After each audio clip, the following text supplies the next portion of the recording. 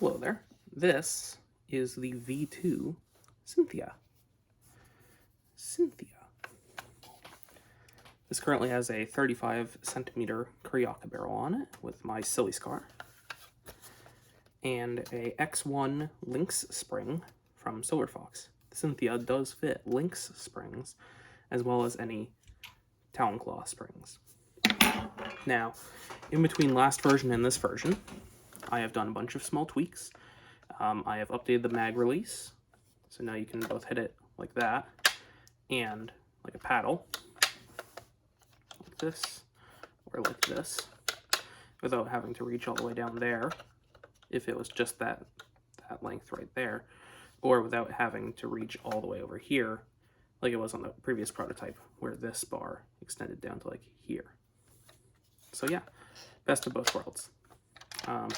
I also added some reinforcements throughout the entire everything. Made the thumbhole stock easier to attach and detach. However, I made it even easier in the prototype after this, which I haven't printed yet. Made things slightly easier to assemble. Fixed some tolerancing. Made some variants of the front end, which I haven't printed yet. Yeah, so I guess I'll go over the spring swap, which is the major change since the last version. Last version, the spring swap was supposed to be easy, but because of some design mistakes, it was actually quite hard. So I have now made it easy again.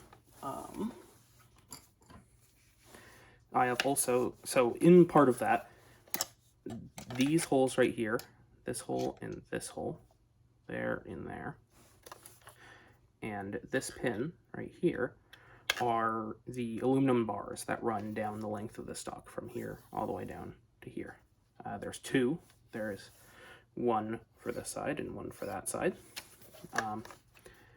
Originally, the pin, which is this side, was up here, which was easy to disassemble in theory, but in practice it was a pain in the butt. So I've swapped it around so I can make this area back here much easier to assemble and to spring swap.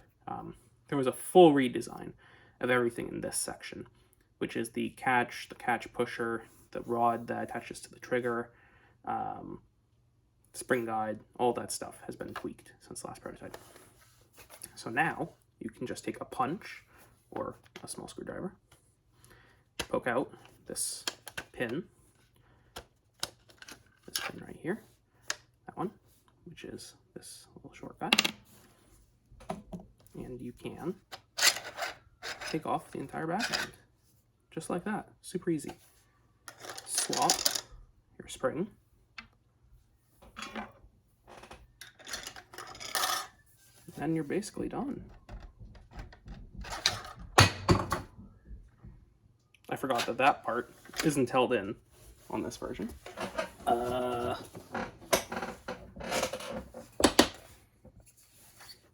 Everything here is fine.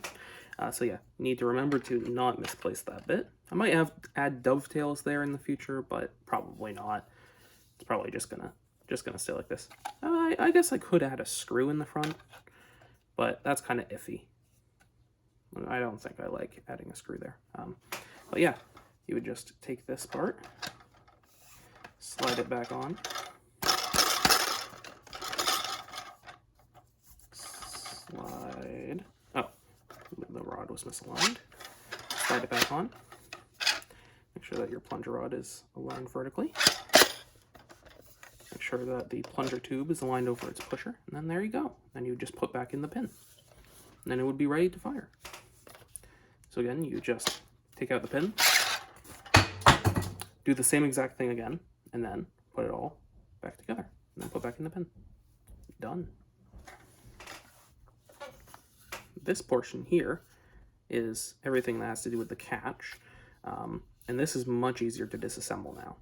So on the previous versions, it was a major pain in the butt to disassemble this. Now it's just a pin here, or sorry, one screw up here, and then this top cover comes off the front. And then you can take off the rest of the screws there to get to the catch And all that's super easy. And then, so let me show you that. I also made it so you just need to take out this one screw up here to access the catch. So that one screw comes out, and then everything there is all dovetailed together, like that.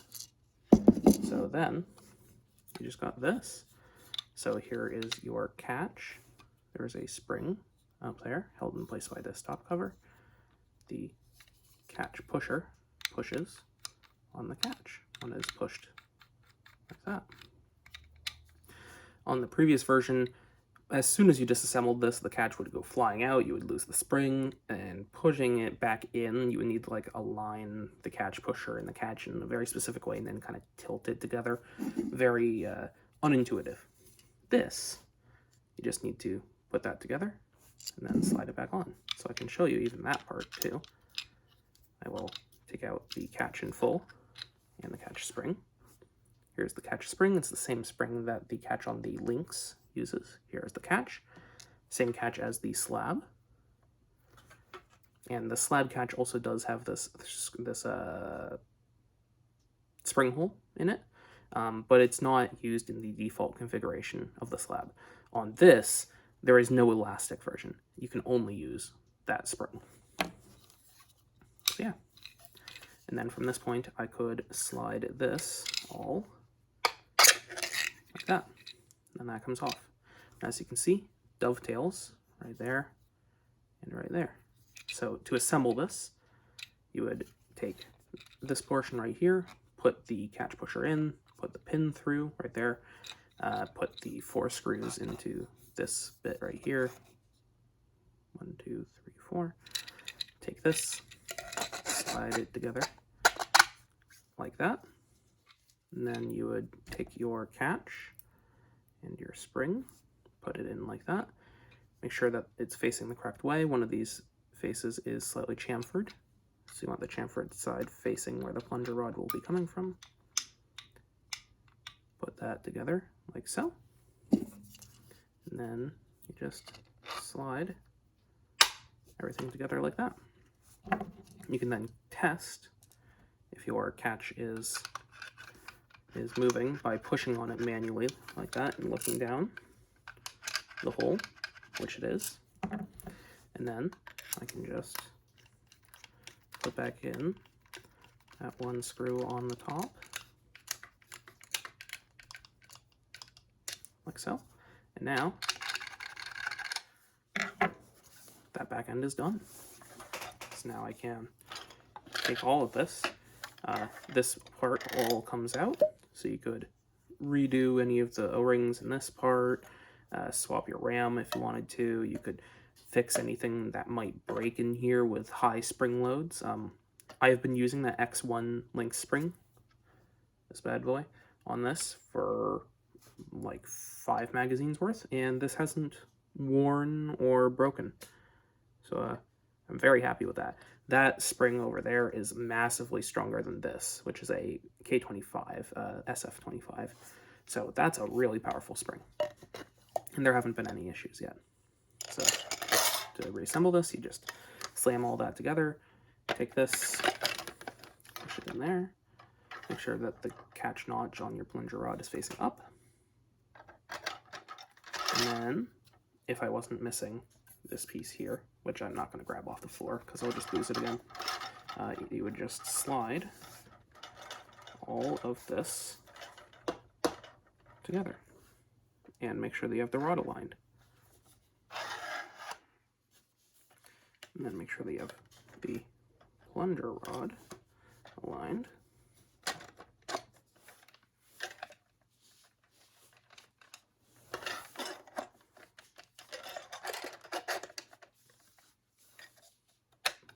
Rod.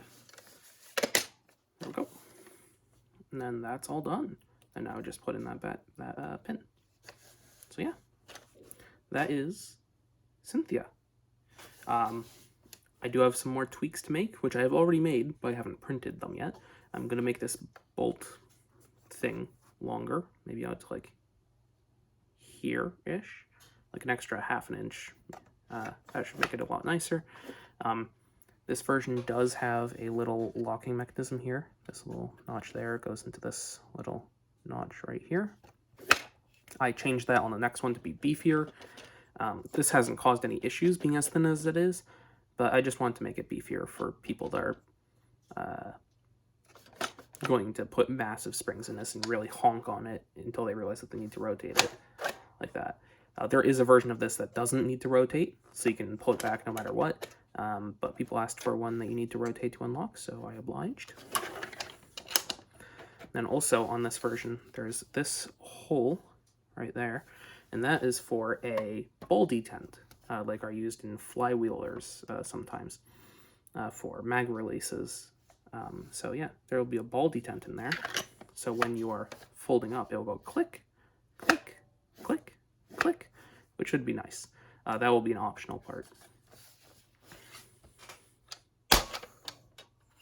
So yeah, that is Cynthia, second prototype. Yeah, pretty much it.